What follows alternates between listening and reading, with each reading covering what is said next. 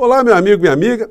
Temos notícias muito positivas, notícias boas no nosso portal do José de hoje, numa semana em que filas andaram bastante. Algumas delas não receberam o destaque merecido dos grandes veículos de comunicação. Afinal de contas, temos no Brasil, nos últimos meses, 18 prefeitos que foram para o Chilindró por corrupção, não é um fato corriqueiro para passar despercebidamente.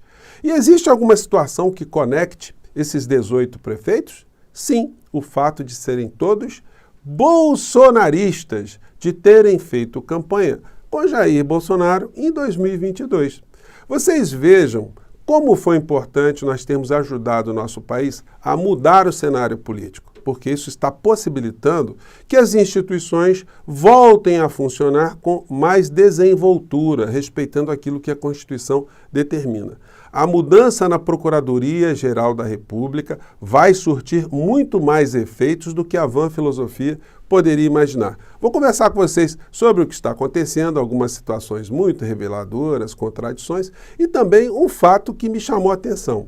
O comportamento que a mídia começa a adotar contra qualquer tipo de reforma que o governo Lula esteja fazendo, ainda que timidamente, que favoreça as camadas mais pobres da sociedade brasileira e especificamente os aposentados. Vou conversar com vocês porque essa gente parece que não ficou satisfeita com o assalto, com o roubo que foi feito contra os aposentados aqui no nosso país e querem fazer ainda mais lesões, né? Bom, antes de mais nada, quero convidar você que está chegando agora no nosso portal e não nos conhecia, para que você se inscreva aqui conosco, participe das nossas atividades. Se você gostar dos nossos outros vídeos, compartilhe, recomende e não se esqueça, dê o seu joinha, o seu comentário e, se puder, se inscreva também aqui no nosso clube de membros, tá legal? Então, vamos aqui aos nossos temas, né? Começando, gente, com essa matéria nesse sábado aqui, do Aguirre Talento, do jornalista Aguirre Talento no UOL. Gonê muda a atuação da PGR e se alinha a investigações contra bolsonaristas. Gente, como eu sempre disse aqui para vocês, quando o senhor Augusto Aras e a senhora Lindora Araújo saíssem da direção da Procuradoria-Geral da República, ela voltaria a funcionar como a Constituição determina. O que aconteceu no Brasil foi uma corrupção gigantesca no papel institucional da Procuradoria-Geral da República, com a cumplicidade dos veículos de comunicação que nunca cobraram o senhor Augusto Aras ou a senhora Lindora Araújo. Você viu alguma matéria tentando pressionar o senhor Augusto Aras para que cumprisse o seu papel, a senhora Lindora Araújo? Você já viu algum Fantástico, algum jornal nacional, alguma matéria específica explicando o que é a Procuradoria-Geral da República? Por que o Bolsonaro não era incomodado? Muito pelo contrário, por que ele era protegido? Então, esse cenário com a mudança eleitoral que nós propiciamos aqui no Brasil, certamente acarretou aqui algumas situações que muitas pessoas ainda não estão percebendo. Mas nós estamos aqui sempre para jogar luzes sobre essas questões, né? E a influência do senhor Paulo Gonê, o seu posicionamento, ele vai também acarretar uma série de influências nos ministérios públicos estaduais e em todos os órgãos também do Ministério Público Federal. Então, filas vão andar. Lembrando, gente, aquilo que eu conversei com vocês, o ministro Alexandre de Moraes, ele deu mais de 90 dias para a Polícia Federal concluir uma série de inquéritos que estavam, assim, a passos mais lentos, em função deles saberem, da polícia saber que o senhor Augusto Aras estava agindo de uma forma absolutamente corrupta institucionalmente, né? Não fazendo aquilo que a Constituição determina que ele deveria fazer. Bom, então esse é um cenário. Bom, e aí uma situação, né, que a gente já tinha comentado aqui, que foi essa aqui. 15, e não 18 à época. 15 prefeitos bolsonaristas são presos por suposto esquema de corrupção em Santa Catarina. Não é suposto, não. O esquema de corrupção já está comprovado. Então, a gente vê que vários cidadãos foram presos, né, prefeitos. Apoio a Bolsonaro fortalece Joares Ponticelli, um desses prefeitos, né? Prefeito de cidade de Santa Catarina é preso em viagem oficial a Brasília. O cidadão que foi para Brasília foi agarrado lá, né? O prefeito aqui, Davidson Souza, né? Bom, a outra matéria aqui. Todos os 15 prefeitos presos no esquema do mensalão do lixo em Santa Catarina são bolsonaristas. Veja a lista. Aí a gente vê aqui o bolsonarismo se colocando com algum tipo de solidariedade aos seus correligionários, aos seus patriotas presos por corrupção. Não. Aí eles estão fingindo que não existem, né? O Bolsonaro, além de tudo, é ingrato. Aqueles que foram presos por corrupção e que fizeram campanha com ele, Bolsonaro está fingindo que não existem. Vocês viram alguma publicação do senhor Nicolas Ferreira prestando solidariedade aos prefeitos, da senhora Damares, do Ramagem, enfim, dos filhos de Bolsonaro, do Milton, da dona Michele? Não, todo mundo está se fazendo de morto.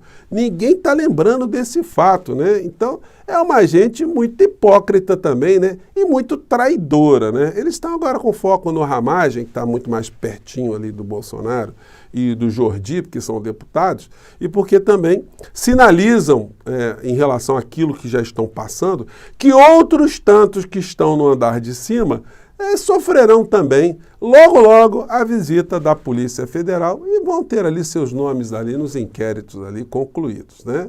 Com as suas repercussões. E agora, nessa semana, a lista de 15 subiu para 18. Santa Catarina chega a 18 prefeitos presos por corrupção em 1 ano e 2 meses. Olha o nome do prefeito aqui, né? O nome já garante o produto. Ari Bagulho. Alguém que tem bagulho no nome, né?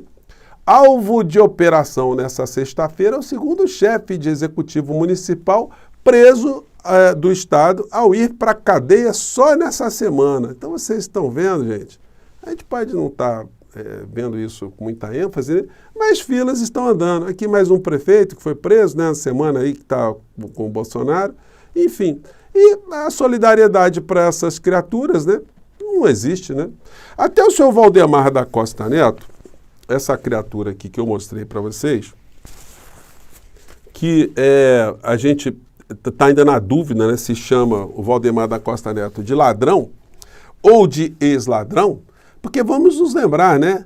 Ele foi preso por corrupção passiva e corrupção ativa, por ter movimentado dinheiro público e ter botado dinheiro público no bolso. Ou seja, um ladrão foi condenado, foi para a cadeia. Não sei se é correto a gente chamá-lo de ex-ladrão. Mas ele continuou depois líder de um partido político e para onde Bolsonaro foi? Para o partido do ladrão. E todos aqueles que acompanhavam Bolsonaro foram para onde? Para o partido do ladrão. E até o delegado da Polícia Federal, o senhor Ramagem, que virou deputado federal, né? Ele ignorou esse fato, né? Para ele não tem problema nenhum ser liderado por alguém que roubou o dinheiro público, no português bem claro, assim, português bem que corre melhor, né? Do que o linguajar técnico do mundo jurídico. Então, essa é a questão, né? Além de oportunistas, são ingratos e traidores. E aí a gente chega a uma situação muito complicada no dia de hoje, que envolve política econômica ao lado, né, dessas coisas todas que estão acontecendo contra os bolsonaristas. Eles vão ter ali a sua responsabilidade aferida pela justiça. Mas nós temos assuntos concretos que nos atingem todos os dias. E algumas delas estão sendo colocadas em xeque pelos grandes veículos de comunicação. Vejam só esse editorial do Globo nesse sábado. Eles vêm aqui com um ataque a reajuste no salário mínimo. E por que isso, hein? Regra do mínimo corrói reforma da Previdência. Como apontou o colunista do Globo, impacto das economias previstas para 10 anos cairá pela metade. Então, o jornal, ele, a pretexto de preservar, né, direitos das gerações futuras, eles querem que as gerações presentes sejam mais dilapidadas, sejam roubadas. Gente, o discurso do neoliberalismo é sempre esse, no Brasil em todo canto. Na Argentina, vejam só o que o Milei está fazendo lá. Ele está dizendo que as reformas estão acontecendo lá agora, que ele está querendo implementar, a situação lá está muito complicada, que visam transformar a Argentina em 35 anos num país que tem uma condição melhor para os cidadãos da Argentina. Então, eles são obrigados a passarem fome hoje, porque já caiu 18% o consumo de alimentos na Argentina. Isso significa que em um mês os argentinos estão sendo atirados à fome e a situação não tende a melhorar com o Milei à frente da Argentina, e se é que ele vai ficar durante muito tempo lá, porque eu tenho acompanhado, a situação está ficando muito complicada. Ele já demitiu 2 pessoas do primeiro escalão, um ministro ontem e o chefe daquilo que seria a Agência Nacional de Saúde, equivalente aqui no Brasil, né? A Anvisa, né? Bom, então, o que diz aqui o editorial do Globo? O governo decidiu dar uma mão, mas acabará tirando com a outra. Como aposentadorias e benefícios sociais estão atrelados ao salário mínimo, todo aumento repercutirá nas contas do governo. Ou seja, para o Globo, tinha que se fazer aquilo que o Paulo Guedes está fazendo com o Bolsonaro, ou seja, não dar reajuste algum acima da inflação, dar correção mínima e estamos conversados, né?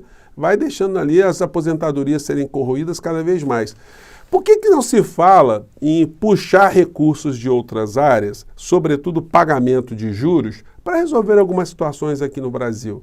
Os jornalões, eles não sabem que existe esse tipo de situação, não sabem que existe um setor que anda invisibilizado perante a sociedade, que é o que mais lucra. Ninguém fala em tirar um centavinho desse setor, não? Bom, seguem eles aqui. Quanto mais dinheiro for destinado à previdência e assistência social, menos sobrará para a saúde, educação, segurança pública, infraestrutura, ciência e tecnologia, investimentos capazes de alavancar a economia e a beneficiar a renda e o bem-estar dos brasileiros, né? E por que não, volto a falar, né? Por que não se tira dinheiro de outra área? Então, estou preocupado com ciência e tecnologia, então mate os aposentados hoje.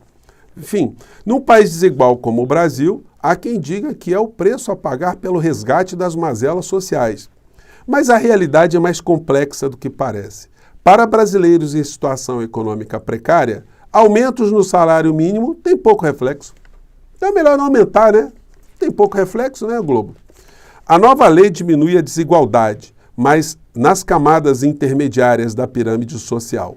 Para atender pobres e miseráveis, a política deveria ser outra, com mais foco. Mas qual foco? Tem alguma sugestão? Ou simplesmente estão atacando? O tamanho do elefante é tão grande que é fácil imaginar um futuro, um governo forçado a mudar a lei da correção do mínimo, ou a promover outra reforma da Previdência para conter o aumento dos benefícios, já que o impacto da regra em vigor corrói metade dos ganhos previstos com a última reforma ao longo de 10 anos.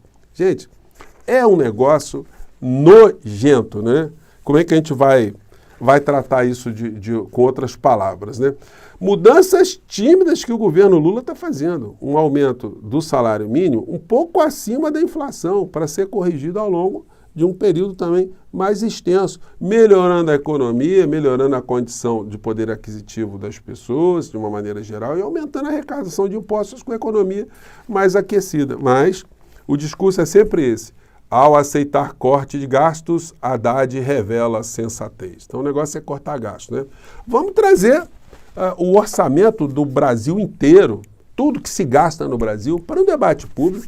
Que tal submeter alguns gastos a um plebiscito? Se o povo quer que diminua dinheiro do aposentado ou diminua pagamento de juros? O que é prioridade aqui no nosso país? Ou esse assunto está interditado? Nós temos que continuar a sofrer a agiotagem que o Brasil sofre durante décadas e ficarmos calados, fingindo que não existe esse tipo de situação. Então são situações, né, gente, que mostram isso aqui, ó, que eu sempre comentei aqui com vocês. País gasta com juros 25% da receita fiscal. E olha aqui, nesse país que eles sugerem tantos cortes, quem ganha no final da história é isso aqui, ó. Ó, enquanto todo mundo está se apertando, lucro de grandes bancos deve crescer 30% no quarto trimestre, no último quarto trimestre, né? Os balanços vão ser publicados agora. Então são essas as situações, gente. Tem muito assunto que eu quero conversar com vocês, mas vou deixar para mais tarde. Por enquanto ficamos com esse registro de filas que andaram, filas com os prefeitos corruptos, a omissão e traição do bolsonarismo e o alerta, né? Que os veículos de comunicação começam agora a atacar a você que é aposentado, seu pai aposentado, sua mãe, sua avó aposentada, ou seu futuro, né? Eles querem que você morra agora para que lá na frente, né, quando nós não estivermos mais vivos, as futuras gerações respirem um pouquinho melhor. Dá para alguém acreditar nisso? Bom, até mais tarde, gente. Tchau!